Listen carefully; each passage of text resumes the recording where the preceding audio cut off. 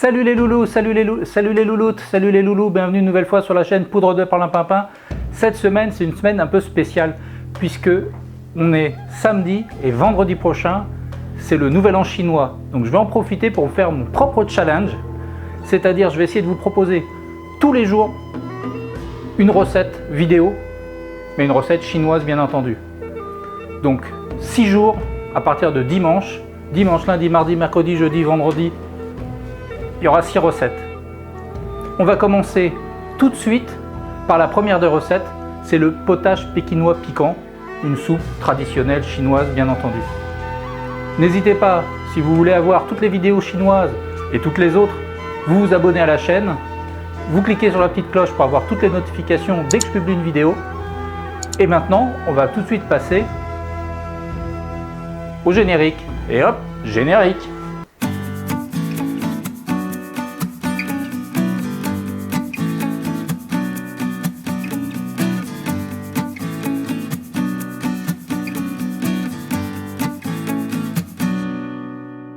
Bonjour à tous, moi c'est Alexandre de la chaîne Poudre de Parlimpinpin. Tout de suite, on fait la recette numéro 1 de ma série Nouvel An chinois. On est le premier jour et on va faire un potage pékinois piquant. Tout de suite, on passe aux ingrédients. Donc, pour notre potage pékinois piquant, de quoi avons-nous besoin? Nous avons besoin d'un bouquet de coriandre, premièrement. Deuxièmement, d'un petit bouquet de ciboulettes. Voilà. 2 poivres noirs concassés. On a besoin de tofu nature, on a besoin de 3 cuillères à soupe de fécule de tapioca, vous pouvez remplacer par la fécule de pomme de terre ou par de la maïzena, de la fécule de maïs, la maïzena on connaît tous. On ajoute aussi un œuf, ensuite il y a du poulet, donc là j'ai pris un poulet cuit parce que j'avais fait un poulet rôti et je veux réutiliser mon blanc de poulet. Vous pouvez prendre directement un poulet à cuire, un filet de poulet cru que vous ferez cuire dans la soupe. Vous avez aussi le droit à des pousses de bambou en conserve. Et vous avez surtout ici un pot de champignons noirs. Donc c'est vraiment un des ingrédients phares du potage pékinois. C'est les champignons noirs qu'il faut acheter secs, enfin qui s'achètent secs et qu'on réhydrate juste avant l'utilisation. Parce que c'est un produit qui, une fois réhydraté, ne se conserve quasiment pas. Vous avez besoin aussi d'un bouillon de poulet.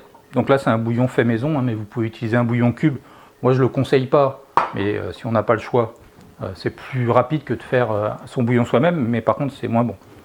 Voilà, on a fait ça, on a fait ces éléments-là. Maintenant il me reste les condiments. Donc on a du piment, si on souhaite que ce soit bien relevé, on peut rajouter de la purée de piment. Sinon on a la sauce soja, donc grand classique dans la cuisine asiatique. De même que du vinaigre blanc de riz et de l'huile de sésame. Donc là on a tous les composants qui vont donner le goût asiatique en fait à cette soupe. Donc moi ce que je vous propose, c'est qu'on ne perde pas beaucoup de temps et qu'on passe directement en mode rapproché pour préparer tous les ingrédients. Allez hop, c'est parti. Donc nous voilà en mode rapproché et on va commencer à découper tous nos ingrédients. Donc c'est pas compliqué, il faut juste prendre nos ingrédients et les découper en petits morceaux. Donc on va commencer par le tofu. Voilà. On fait des carrés d'un petit centimètre à peu près, ça suffit largement. Voilà.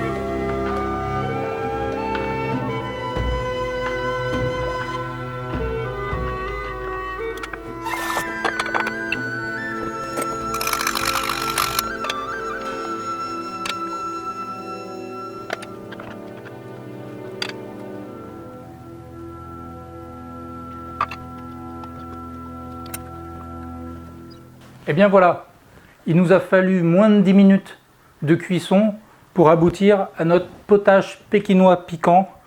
Il nous reste juste à terminer 2-3 petites choses.